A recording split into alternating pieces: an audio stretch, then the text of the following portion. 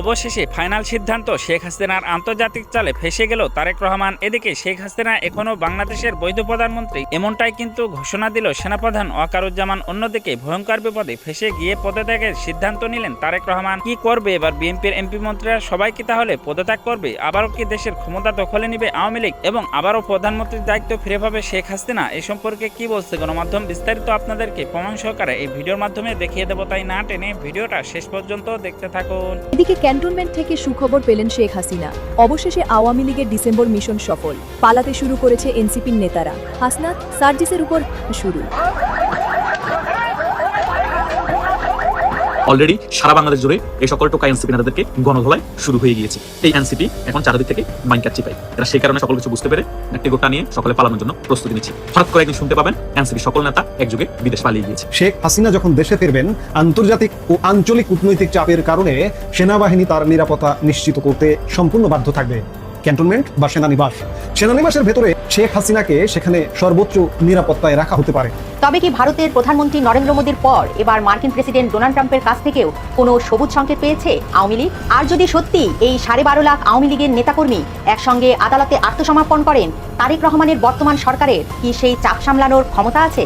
শেখ হাসিনাকে ফ্যাসিস্ট বলার ভুল শুদ্ধে ক্ষমা চাইতে শুরু করে কেউ বলতেছেন আমরা ভুল করেছি, কেউ বলতেছেন শেখ হাসিনাকে ফ্যাসিস্ট বলে ভুল করছি, আমরা ক্ষমা চাই শুধুমাত্র শেখ হাসিনার কাছে নয়, দেশের জনগণের কাছে। মেজর মোজাফফর হোসেনের গ্রেফতার কেবল একজন পলাতক আসামিকে আইনের আওতায় আনা নয়, বরং এটি বাংলাদেশের ইতিহাসের অন্যতম বড় একটি রাজনৈতিক হত্যাকাণ্ডের লিভিং আর্কাইভ বা জীবন্ত দলিলকে খুঁজে পাওয়া। দীর্ঘ 43 বছর ধরে যে রহস্যের জট খুলেনি মোজাফফর হোসেনের মাধ্যমে তার অনেক উত্তর পাওয়া সম্ভব বলে মনে করছেন বিশ্লেষকরা। গোয়েন্দা সংস্থাগুলো তাকে জিজ্ঞাসাবাদের মাধ্যমে মূলত 3টি প্রধান দিকে আলোকপাত করতে পারে। প্রথমত, 1981 সালে 30 মে চট্টগ্রামের সার্কিট হাউসে সেই হত্যাকাণ্ডের চূড়ান্ত পরিকল্পনা কার নির্দেশে এবং কিভাবে সাজানো হয়েছিল তার বিস্তারিত ব্লুপ্রিন্ট জানা সম্ভব হবে। ওই রাতে কতজন প্রত্যক্ষভাবে অংশ নিয়েছিলেন এবং সেনাবাহিনীর অভ্যন্তরে বা বাহিরে থেকে আর কারা এর নেপথ্যে মদত জুগিয়েছিলেন, সেই নামগুলো মোজাফফর হোসেনের জবানবন্দিতে বেরিয়ে আসতে পারে। দ্বিতীয়ত, হত্যাকাণ্ডের পর মোজাফফর কিভাবে দেশ থেকে পালিয়ে ভারতে গেলেন এবং সেখানে কারা তাকে রাজনৈতিক ও প্রশাসনিক আশ্রয় দিয়েছিল তা উদ্ঘাটন করা জরুরি। ভারতের মাটিতে বিপ্লব সরকার বা জয় ব্যানার্জি নামে ভুয়া পরিচয় তৈরির পেছনে কোনো বিশেষ শক্তির হাত ছিল কিনা তা জানা গেলে আন্তর্জাতিক ষড়যন্ত্রের যোগসূত্র স্পষ্ট হবে। তৃতীয়ত, তিনি যখন বাংলাদেশের ছদ্মবেশে ফিরে আসতেন তখন এদেশের অভ্যন্তরে প্রশাসনের কোনো স্তরের মানুষ তাকে সাহায্য করত কিংবা কারা তাকে ছদ্মনামে পাসপোর্ট ও জাতীয় পরিচয়পত্র তৈরি করে দিয়েছিল, তাদের খুঁজে বের করা এখন সময়ের দাবি। একদিনে 12.5 লাখ নেতাকর্মী নিয়ে আদালতে আত্মসমর্পণ করবেন আওয়ামী লীগ সভানেত্রী শেখ হাসিনা। হ্যাঁ, ঠিকই শুনেছেন, এক ঐতিহাসিক ডিসেম্বর মিশনের ঘোষণা দিয়েছেন সাবেক প্রধানমন্ত্রী শেখ হাসিনা।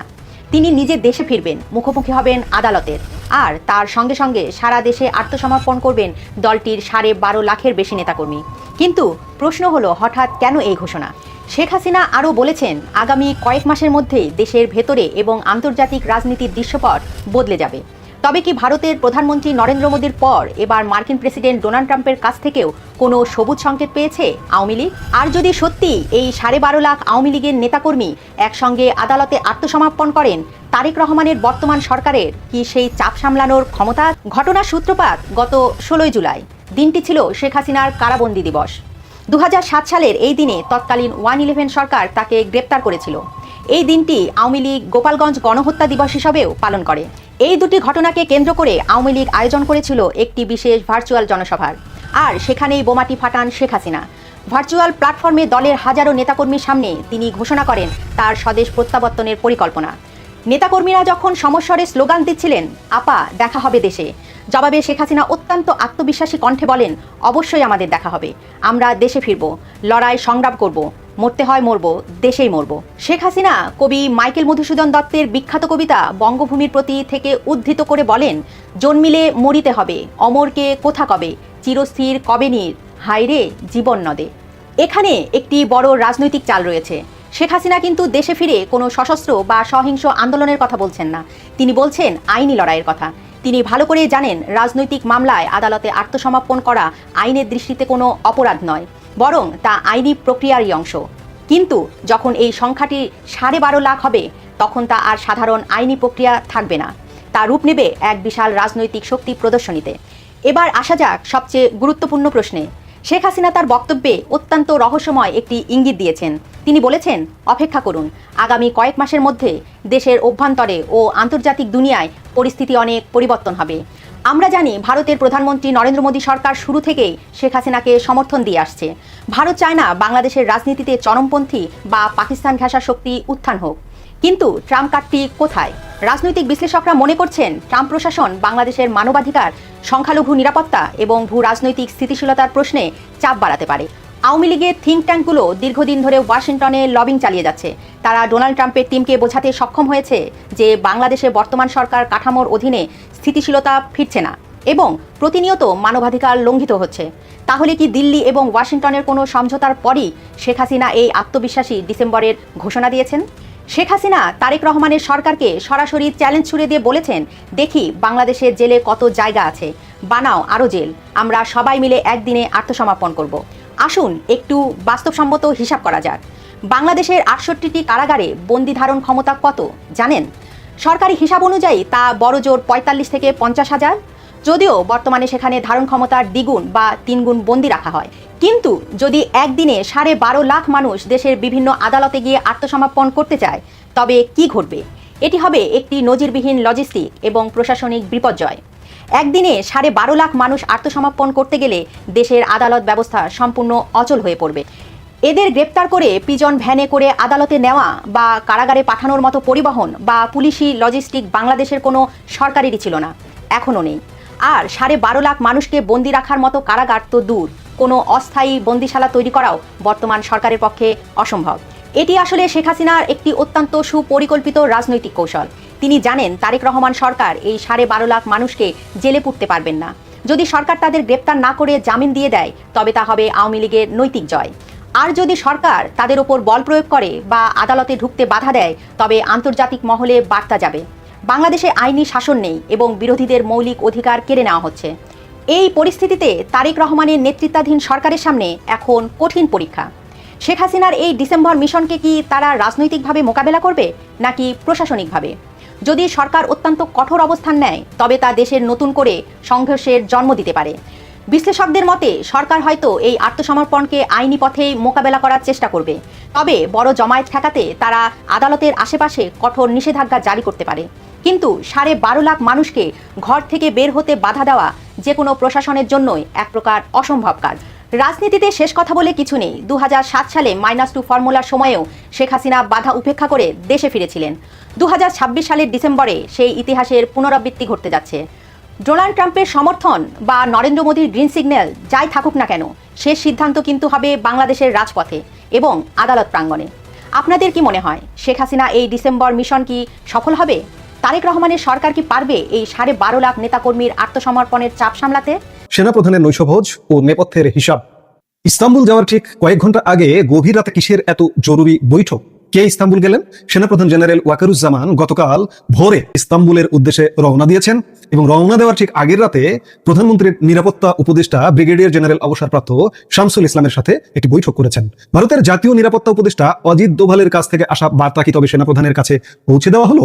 সম্প্রতি বাংলাদেশের শীর্ষ সামরিক ও রাজনৈতিক অন্দরে ঘটে গেছে এক অবিশ্বাস্য নাটকীয়তা। একদিকে পদোন্নতি নিয়ে মতপার্থক্য, অন্যদিকে বিদায় নৌপ্রধান ও সরকারের ভেতরে অজানা মনস্তাত্ত্বিক টানাপোড়েন। বাংলাদেশের সিনিয়র সাংবাদিক এনায়েত কবিরের অনুসন্ধানী প্রতিবেদনটি, যেটি উত্তর পূর্ব ভারতের খ্যাতনামা গণমাধ্যম নর্থ ইস্ট নিউজে প্রকাশ হয়েছে এবং এটি প্রকাশের পর শুরু হয়েছে তুমুল আলোচনা। চলুন জেনে নেওয়া যাক কি ঘটেছে ভারতের বার্তা থেকে শুরু করে সেনাপ্রধানের তুরস্ক সফর পর্যন্ত। ঘটনার সূত্রপাত নয়াদিল্লি থেকে। বিমস্টেক ডিফেন্স অ্যাডভাইজারদের সম্মেলনে যোগ দিতে নয়াদিল্লি সফরে গিয়েছিলেন বাংলাদেশের প্রধানমন্ত্রীর জাতীয় নিরাপত্তা উপদেষ্টা ব্রিগেডিয়ার জেনারেল অবসরপ্রাপ্ত AKM শামসুল ইসলাম। সেই সম্মেলনের ফাঁকে ভারতের জাতীয় নিরাপত্তা উপদেষ্টা অজিত দোভালের সাথে টানা 10 মিনিট কথা বলার সুযোগ পান তিনি। বৈঠকে ব্রিগেডিয়ার ইসলাম রোহিঙ্গাদের প্রত্যাবাসন বিষয়টি উত্থাপন করেছিলেন, কিন্তু অজিত দোভাল সরাসরি জানিয়ে দেন দ্বিপাক্ষিক কিংবা আঞ্চলিক কোনো ফোরামেই এই বিষয়ে আলোচনার কোনো সুযোগ নেই।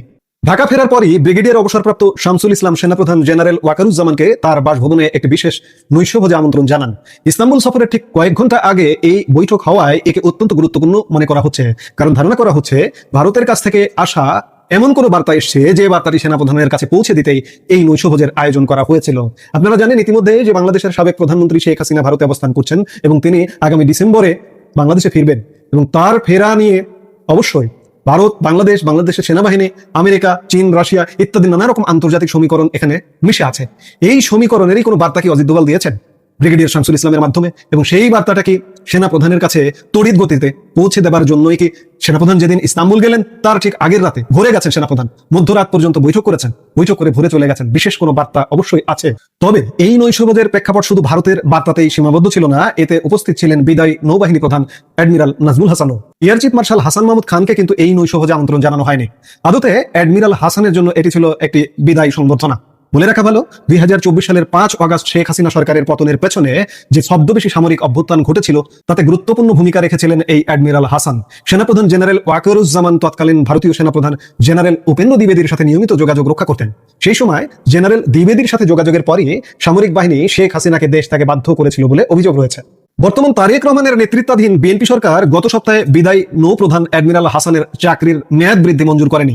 পাকিস্তানপন্থী হিসেবে পরিণত এবং চরমপন্থী গোষ্ঠীগুলোর সাথে সম্পর্ক থাকার অভিযোগ ওঠা এই বিদায়ী নৌপ্রধানকে পশ্চিমা কোনো দেশে রাষ্ট্রদূত হিসেবে পাঠাবে কিনা তা নিয়ে বর্তমান সরকারের অভ্যন্তরে আলোচনা চলছে। এখানে পাকিস্তানপন্থী কথাটা এসছে। কোনো বাহিনী প্রধান পাকিস্তান সফর করেছেন প্রথম এই বিদায়ী নৌপ্রধান মিস্টার হাসান। এই নৈশভোজের পেছনে ছিল আরো একটি বড় কারণ। বিশ্বস্ত সূত্র অনুযায়ী সেনাপ্রধান জেনারেল ওয়াকারুজ্জামান এবং প্রধানমন্ত্রীর জাতীয় নিরাপত্তা উপদেষ্টার মধ্যে বেশ কয়েকজন জ্যেষ্ঠ সামরিক কর্মকর্তার পদোন্নতি ও পদায়ন নিয়ে মতপার্থক্য দেখা দিয়েছিল। বিগত কয়েক মাস ধরেই সরকার 3 জন মেজর জেনারেলকে লেফটেন্যান্ট জেনারেল পদে পদোন্নতি দেওয়ার বিষয়টি আটকে রেখেছে। তুরস্কে রওনা হওয়ার ঠিক আগের রাতে এই নৈশভোজের মাধ্যমে মূলত সেনাপ্রধান ও নিরাপত্তা উপদেষ্টার মধ্যকার দূরত্ব ও মতপার্থক্য কমিয়ে আনার চেষ্টা করা হয়েছে বলে দাবি করা হচ্ছে। সাংবাদিক এনায়েত কবির এখানে আরেকটি বিষয় তার স্টোরিতে তুলে ধরেছেন, সেটি হলো ব্রিগেডিয়ার অবসরপ্রাপ্ত শামসুল ইসলামকে প্রধানমন্ত্রীর প্রতিরক্ষা উপদেষ্টা নিয়োগ দেওয়ার বিষয়টি অনেককেই অবাক করেছে। কারণ 2024 সালের 5 অগাস্টের আগ পর্যন্ত বিএনপি চেয়ারপারসন বেগম খালেদা জিয়ার নিরাপত্তা উপদেষ্টা হিসেবে নিয়োজিত ছিলেন মেজর জেনারেল অবসরপ্রাপ্ত ফজলে এলাহি আকবর। তারেক রহমানের বাংলাদেশে প্রত্যাবর্তন সহ রাজনৈতিক নানা বিষয় আকবর গুরুত্বপূর্ণ ভূমিকা পালন করেছিলেন। এমনকি 5 অগাস্ট সেনাপ্রধান বিএনপি এবং অন্যান্য রাজনৈতিক দলগুলোর সাথে যে বৈঠক হয়েছিল এই মূল সমন্বয়কের ভূমিকা পালন করেছিলেন কিন্তু এই মেজর জেনারেল অবসরপ্রাপ্ত ফজলে এলাহি আকবর। পরবর্তীতে তিনি সিন থেকে আউট হয়ে গেছেন। যেভাবে বিএনপির ত্যাগী নেতারা মন্ত্রিপরিষদ বা কোনো সুবিধাজনক জায়গায় সরকারে স্থান পাননি, ঠিক তেমনি মেজর জেনারেল অবসরপ্রাপ্ত ফজলে এলাহি আকবর দীর্ঘদিন বিএনপির সাথে কাজ করেও তিনি কিন্তু কোনো সুবিধাজনক অবস্থান পাননি। তারেক রহমান ঢাকায় ফেরার পর থেকে জেনারেল আকবরকে বিএনপি কিংবা সরকারের কোনো ভূমিকায় আর দেখা যায়নি। তবে গত সপ্তাহে তাকে কুর্মিটোলা গল্ফ ক্লাবে বেশ প্রফুল্ল মেজাজে দেখা গেছে। এবার আসি সেনাপ্রধানের তুরস্ক সফরের মূল উদ্দেশ্যে। ড্রাগন ও বাইরাক্টারের মতো তুরস্কের উন্নত সামরিক প্রযুক্তি সরাসরি পরখ করে দেখতে সেনাপ্রধান তুরস্ক সফরে গেছেন। আইসপিআরের প্রেস বিজ্ঞপ্তি অনুযায়ী এই সফরে তিনি একাধিক তুর্কি ডিফেন্স ইন্ডাস্ট্রির সুবিধা ঘুরে দেখবেন। তাছাড়া তুর্কি সশস্ত্র বাহিনীর জ্যেষ্ঠ সদস্য ও প্রতিরক্ষা কর্মকর্তাদের সাথে সৌজন্য সাক্ষাৎ এবং দ্বিপাক্ষিক প্রতিরক্ষা সম্পর্ক জোরদারের লক্ষ্যে মতবিনিময় করবেন। সবচেয়ে বড় সংবাদ হলো এই সফরের মাধ্যমেই বাংলাদেশের বগুড়া বিমান ঘাঁটিতে তুরস্কের একটি ড্রোন নির্মাণ কারখানা গড়ে তোলার বিষয়টি চূড়ান্ত হতে পারে। উল্লেখ্য, এর মাত্র কয়েক সপ্তাহ আগেই সামরিক প্রযুক্তি স্থানান্তরের বিষয়টি নিয়ে আলোচনা করতে সেনাপ্রধান জেনারেল ওয়াকারুজ্জামান চেক প্রজাতন্ত্র ও স্লোভাকিয়া সফর করেছিলেন। ভূ রাজনীতি, দেশের অভ্যন্তরীণ সামরিক পদায়ন ও প্রযুক্তিগত আধুনিকায়নের এই মেগা সমীকরণ শেষ পর্যন্ত বাংলাদেশের প্রতিরক্ষা ব্যবস্থাকে কোন দিকে নিয়ে যায় সেটাই এখন দেখার বিষয়। প্রিয় দর্শক, এই ভিডিওটা আপনাদের কাছে কেমন লাগলো? যদি বিন্দু পরিমাণ ভালো লেগে থাকে তাহলে অবশ্যই চ্যানেলটাকে সাবস্ক্রাইব করে আমাদের সাথেই থাকবেন, যাতে করে এমন নতুন নতুন আপডেট নিউজ সবার আগে আপনাদের হাতে পৌঁছে দিতে পারি। তাহলে সবাই ভালো থাকবেন, সুস্থ থাকবেন। দেখা হচ্ছে পরবর্তী কোনো আপডেট নিউজ নিয়ে।